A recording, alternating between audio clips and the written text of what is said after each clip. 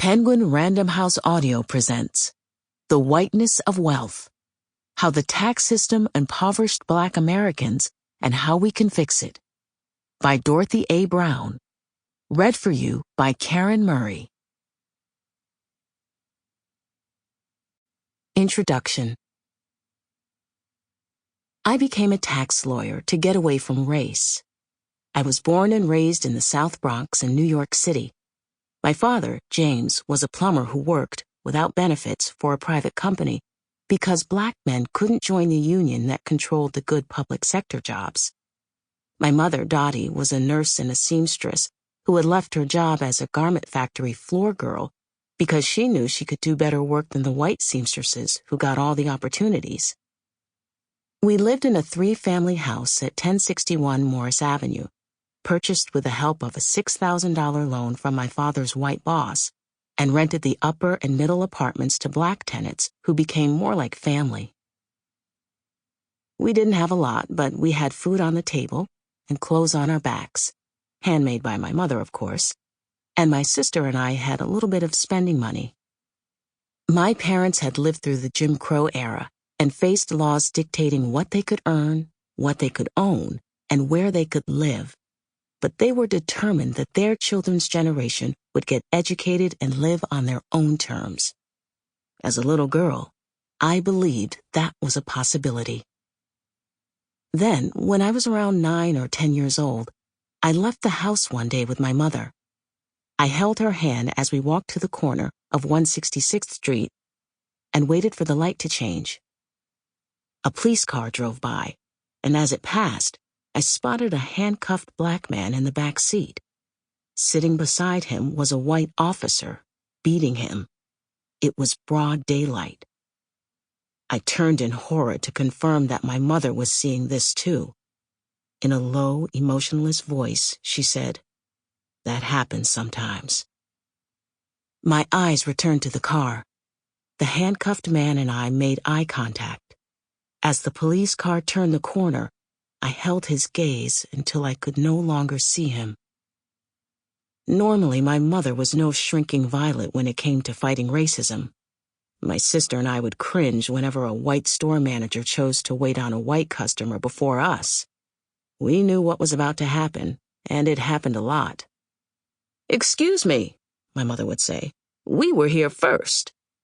She would not use her inside voice, and she wouldn't budge from the head of the line. Standing her ground.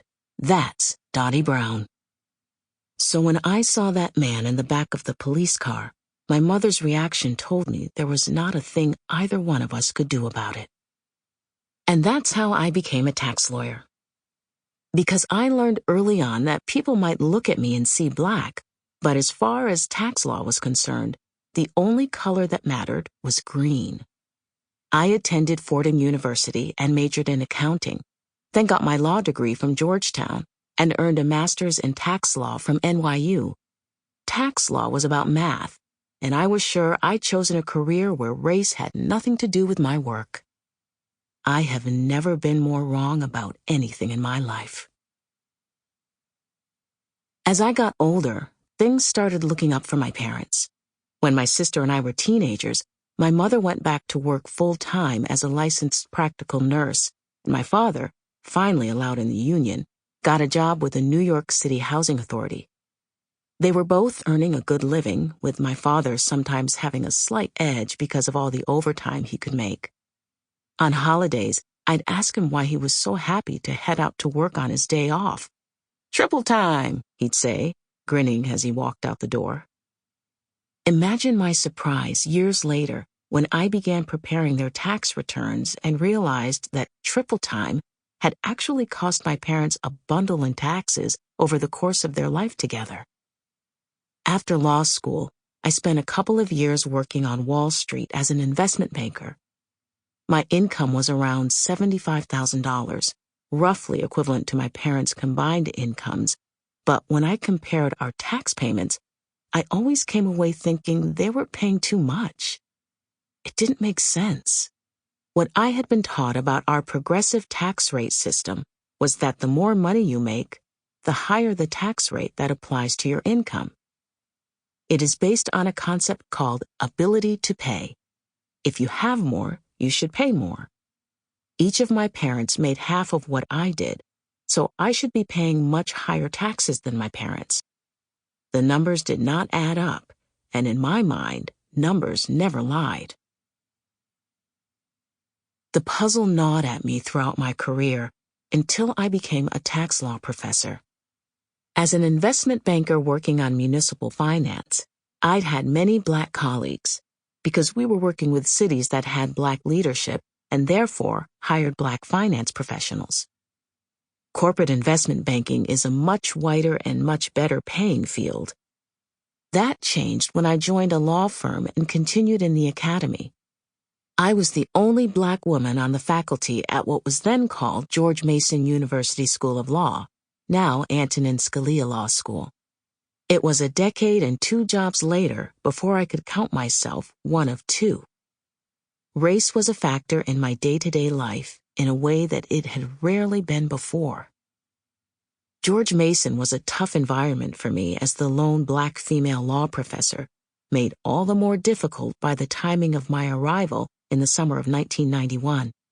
Another Black female law professor at the University of Oklahoma College of Law, Anita Hill, was at the center of a national storm after accusing Clarence Thomas, a Supreme Court nominee, of sexual harassment.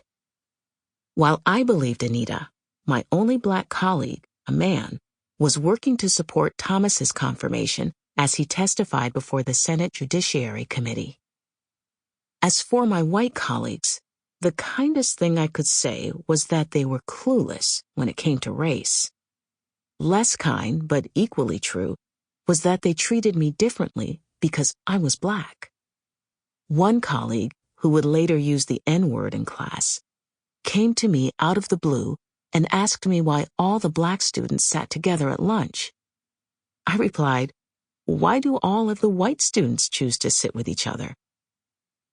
A different white male colleague took me to lunch at a private club in Washington, D.C.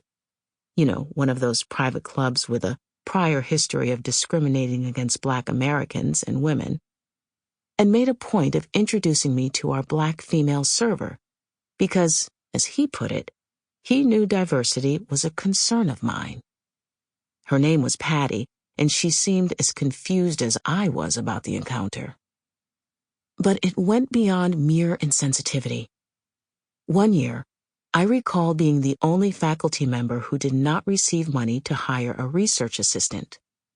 When I asked the associate dean in charge of funding how that happened, I was told that they had forgotten about me and that by the time they remembered, they had run out of money. As a result, I was expected to teach and produce scholarship just like my white male colleagues, but without the same resources, and all while navigating a racially hostile environment. Even worse, as a Black woman, I had additional responsibilities, and unlike my father, I was not paid triple time. While my white colleagues could focus exclusively on their work, I met with Black students who were also navigating the same hostile environment and with their white peers who were troubled by what they were observing. They leaned on me for guidance, and I was more than sympathetic. But where did I go for my own self-care? I engaged with the kind of race-based scholarship my white male colleagues could ignore because the academy supported and nurtured them. Although race scholarship wasn't critical to my tax law research, taking it in was a kind of comfort food for me, an act of self-preservation that acknowledged what I was experiencing was real.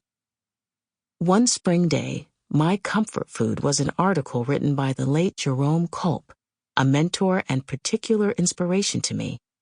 Jerome was fearless. A Duke law professor and an extremely successful Black man in a white academic world, he was not afraid to take on giants in his field or colleagues on his faculty, and he would slay them with his intellect and ferocity. He never failed to make me think about race in a different way. As I read his article, Toward a Black Legal Scholarship, Race and Original Understandings, pieces of the puzzle started to fall in place for me. In it, Sample complete. Ready to continue?